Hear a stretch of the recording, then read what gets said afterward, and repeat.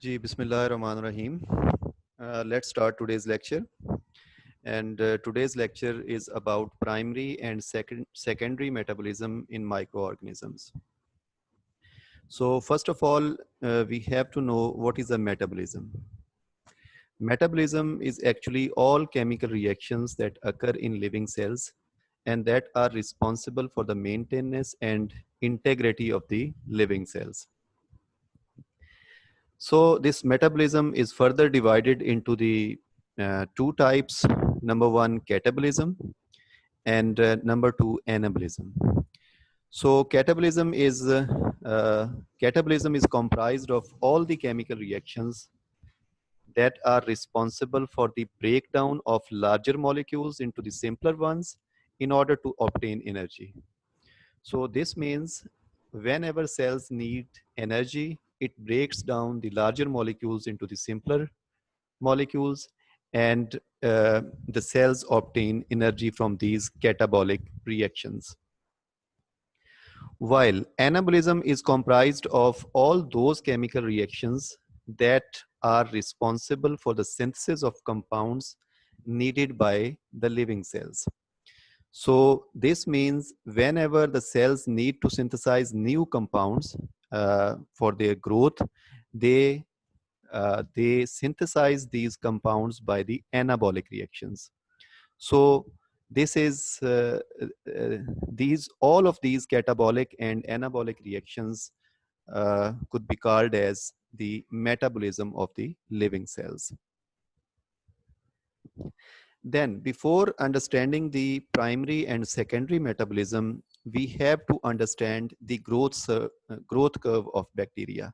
So here you can look at this picture. You see that this is the simple growth curve of the bacteria, and this growth curve is comprised of four phases. Number one, lag phase.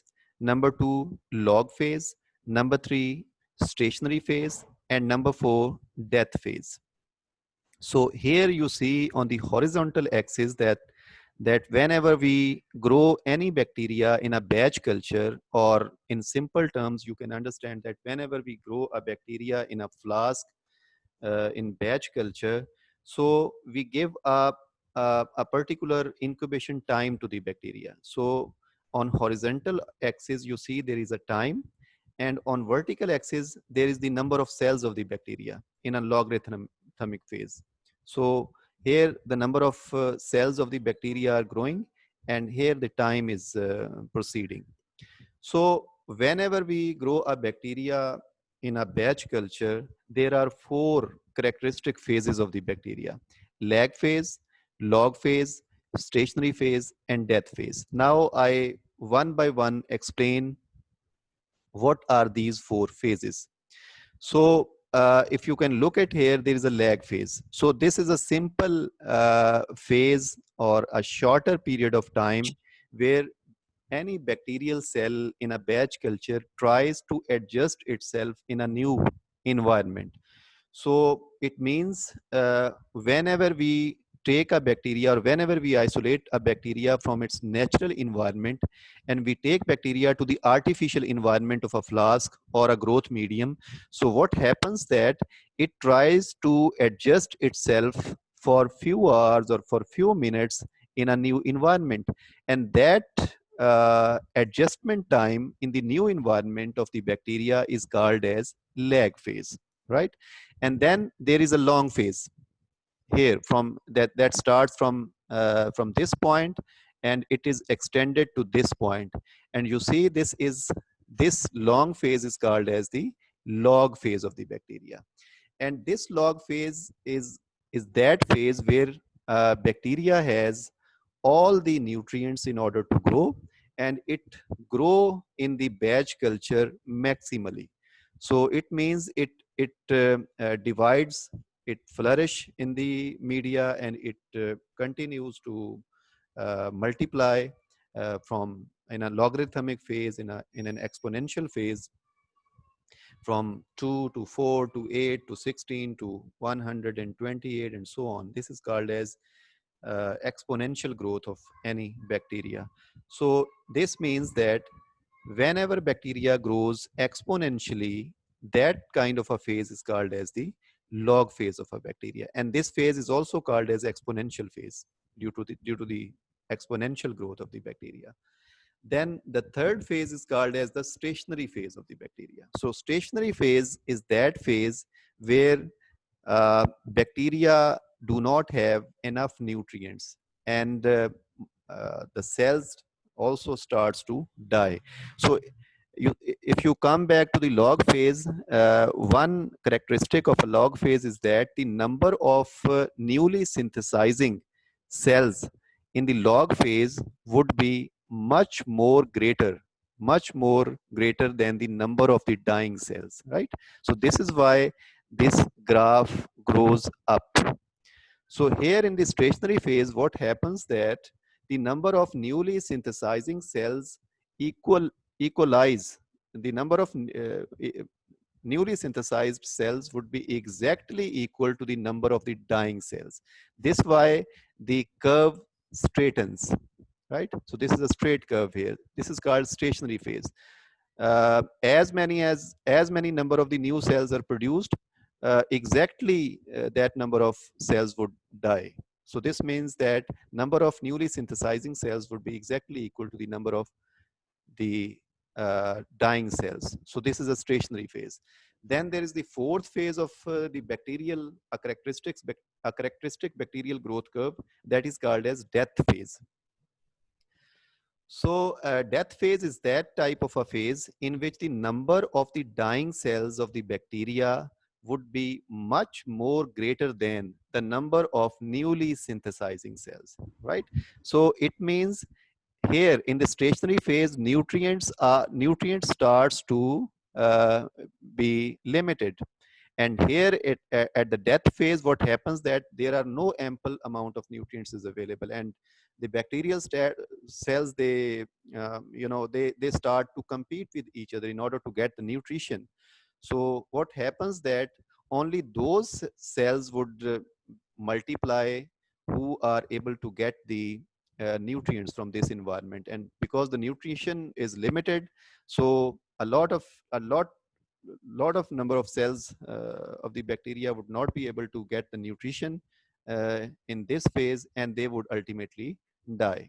So it means the number of dying cells would be much more greater than the number of newly synthesizing cells, and this is why the curve would grow downward, and then this type of phase would be called as death phase. So these are four characteristic phases of the bacteria whenever any bacterial cell is grown in a batch culture or in a flask, you mean, for a particular period of time. For example, if you isolate a bacteria from environment and you inoculate that bacteria to a flask and give it 24 hours to grow, so it would follow this type of growth curve that has four characteristic phases: lag phase, log phase, stationary phase, and death phase. Okay, so now we are moving towards the primary and secondary metabolism. So you would better understand the concept of primary and secondary metabolism by understanding the growth curve of a characteristic growth curve of a bacteria. So what is a primary metabolism? Primary metabolism is the interrelated group of reactions that is associated with the growth and maintenance of the microorganism. So this means those reactions, either they are the anabolic reactions or they are the catabolic reactions, those reactions that would produce those metabolites that are directly linked to the growth and maintenance of the microorganisms, that is a primary metabolism. So it means that primary metabolism would ultimately produce those metabolites that without which microorganism cannot grow, and these are absolutely required for the they are required for the growth of the microorganism and survival of the microorganism. So if you look at here, primary metabolites, there are two types of the primary metabolites that are produced and that are absolutely necessary for the growth of the microorganisms. Primary anabolic products, for example, amino acids, enzymes, and nucleic acids. And now, if you see from this here that these amino acids, enzymes, and nucleic acids, these are the metabolites that are directly linked to the growth and maintenance of the microorganisms. So without producing these proteins, without producing these enzymes, without producing the amino acids, microorganism cannot grow. Microorganism, cannot survive in the environment. So these metabolites are ultimately they are necessary for the growth of the microorganisms. So there are some primary catabolic metabolites also that are produced by the primary metabolism, and that are the ethanol, lactic acid, and butanol, and so many others as well. So primary metabolites are those metabolites that are produced by the that are produced as a result of the primary metabolism of the microorganism, and they are necessary for the growth and maintenance of the microorganism. Then there comes the secondary metabolism. So secondary metabolites are those metabolites that are directly not required for the growth and survival of the microorganism. So although they are produced in the batch culture or even in a continuous culture, but they are not directly linked towards the survival as well as the growth of the microorganisms. So there are some characteristics of the secondary metabolites. So now one by one we are going to discuss about these characteristics of the secondary metabolites. Number one, no apparent function in the organisms. So this means these secondary metabolites do not have any apparent function. So this means that without these secondary metabolites, microorganism can grow, microorganism can survive in the environment. So they are not directly, they do not have any apparent function in the organisms. And then number two, secondary metabolites are produced in response to the restriction of the nutrients. This is very important characteristic. So this is very strange as well. So mostly microorganisms produce metabolites when they are happy, when they have ample amount of nutrients in the environment or in a culture. So, but the case with the secondary metabolites is a bit different. Secondary metabolites are always produced when there is a limitation of the nutrients, when there is when there is not the availability of the ample amount of nutrients in the environment. So it means whenever we artificially produce the limitation of the nutrients, we can produce these secondary metabolites. And number three, characteristic of some species of the microorganisms and plants. So this is another very distinguished feature of the secondary metabolites, that they are the characteristics of the species and they are the characteristics of some plants. This means they are linked, the production of the secondary metabolites is always linked to specific species, right? And some other species might not be able to produce the secondary metabolites in a particular environment. So similar is the case with the plants, that a particular species of the plants would be able to produce the secondary metabolites, while the other species of the plants would not be able to produce the secondary metabolites. So this means that the synthesis of the secondary metabolites would be the characteristic that is linked to the particular species of the microorganisms as well as the plants. And even in some cases, animals are also able to produce the secondary metabolites. Then number four, several closely related metabolites could be produced by the microorganisms. So this means that the structure of the secondary metabolites, the chemical structure of the secondary metabolites is sometimes very sometimes very vague, and sometimes microorganisms produce similar type of metabolites in the culture or in an environment, and it is very difficult to distinguish uh, the the secondary metabolites from those resembling metabolites that are produced in the culture. So structure of the secondary metabolites sometimes becomes too much similar to the other metabolites that are being produced in the particular environment or particular culture. Then number 5, synthesis is thought to be controlled by the plasmids. So this is very important characteristics of the secondary metabolite, that it is thought by the scientists that the synthesis of the secondary metabolites is linked to the plasmids. And you are well aware of the fact that that any bacteria, if you look at the bacterial cell, it has two types of DNA molecules, right? One is the one circular chromosomal DNA molecule, and second is the a number of plasmids that are present in the bacterial cells. So there are two types of DNA molecules that exist in bacterial cells. So it is thought by the scientists that the synthesis of the secondary metabolites by the microorganisms is linked to the plasmids, right? And that is not linked towards the chromosomal, single circular chromosomal molecule. Rather, they are linked towards the plasmids. It means that the genes that are responsible for the synthesis of the secondary metabolites, they are located on the plasmids, not on the chromosomal DNA. Then number 6, the factors that trigger the secondary metabolism also trigger the morphogenesis. This is very distinguishing. So this means that we can easily distinguish the microorganisms, we can easily distinguish the bacteria that are producing particular secondary metabolites by its morphology even. Morphogenesis means morphological changes that are carried out by the microorganisms in response to the particular trigger, right?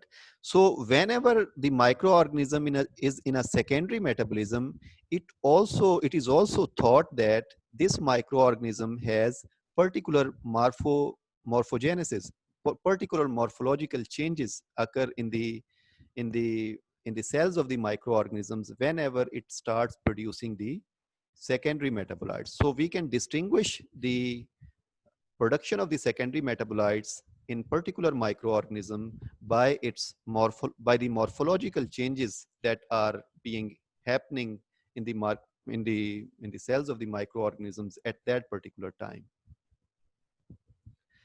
So these were some of the characteristics of the secondary metabolites. Whenever microorganisms are in secondary metabolites, producing the secondary metabolites, they certainly show these particular characteristics. Then these are the examples of some secondary metabolites that are produced by the microorganisms and that are really very important in terms of the application. And you see that that there are a variety of secondary metabolites that are produced that are being produced in the batch culture or even in the continuous culture by the microorganisms, and that may not be necessary for the microorganisms. Rather, they are very important for us.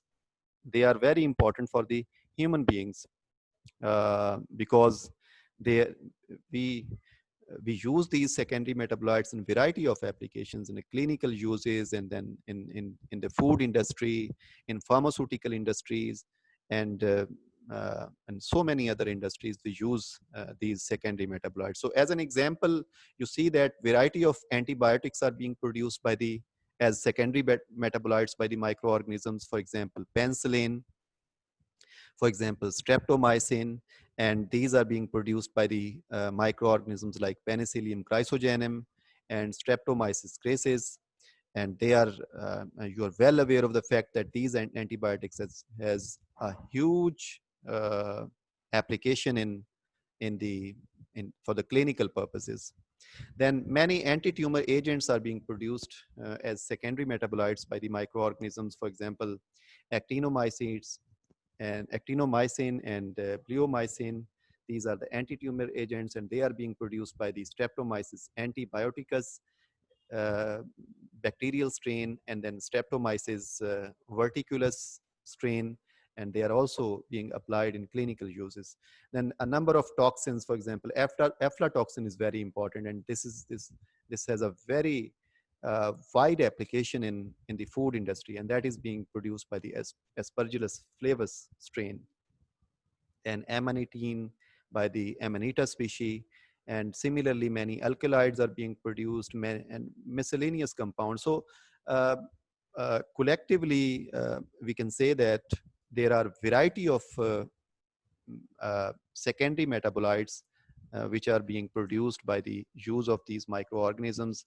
And these metabolites are not important for the growth and survival of the microorganisms that are producing these secondary metabolites, but they are important for the human beings. They are very important for the animals, and we use them for our own applications in variety of industries.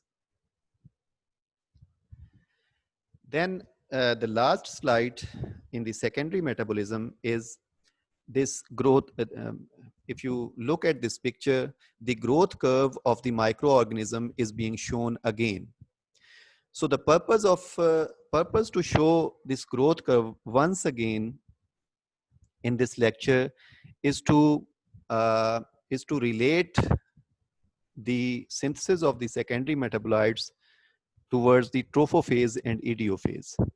So while we were studying in the second slide, while we were studying about the characteristic growth curve of the bacteria, so we identified 4 phases of the bacterial growth curve: lag phase, log phase, stationary phase, and death phase. So this is a similar growth curve again, right?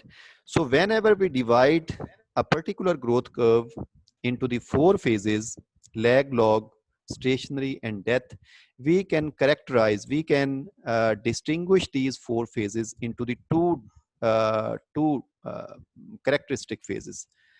Number 1 is the trophophase, and number 2 is the idiophase. So those phases of the bacterial growth curve that comes before the limitation of the nutrients, that are called as the trophophase. So tropho mean nutrients. So this means whenever any batch culture has ample amount of nutrients in a flask or in a container or in a bioreactor, so whenever there is no limited nutrients available and there is ample amount of nutrition is available, that phase would be called as the trophophase. And mostly lag and log phase would be called as the trophophase, because this phase has do not have any limitation of the nutrients. Then that part of the growth curve where limitation of the nutrition starts, for example, the cells starts to die and there is no ample amount of nutrition is available, that phase, then from that particular stage where limitation of the nutrition gets started, then that phase would be called as the idiophase. So mostly we call the stationary phase and death phase as the idiophases, and collectively this is called as the idiophase. So the purpose to show this graph to you is that to link the purpose is to link the tropho and idiophase towards the secondary metabolism or the primary metabolism. So here you see that whenever there is an ample amount of nutrition is available in the culture or in the batch culture, the microorganism would also be in a phase of the primary metabolism, right? So this means whenever there is an ample amount of nutrition, there is no limitation of the nutrition, then the microorganisms would also be in a state of the primary metabolism. They would produce proteins, they would produce amino acids, they would produce alcohol and so many other things. And then when there is a limitation of nutrition starts, then this limitation of nutrition would be directly linked towards the secondary metabolism. So this means that whenever we have to produce the secondary metabolites from the microbial cells, we have to give them the limited amount of nutrition, right? We have to cut down the nutrition of the microorganisms in order to get them in a phase of the secondary metabolism. So this is more precise description. So we give them less amount of nutrition in order to trigger the secondary metabolism of the microorganism in any batch culture or in any continuous culture. So this means the synthesis of the secondary metabolites in a batch culture or in a continuous culture is directly linked towards the limitation of the nutrition. So whenever we limit the nutrition of the microorganism, the secondary metabolism would ultimately starts, and microorganisms would ultimately start producing all the secondary metabolites. So this is the relation of the trophophase and idiophase with the primary and secondary metabolism of the microorganisms. So thank you so much. This is all about today's lecture. So now if you have any question, you can ask.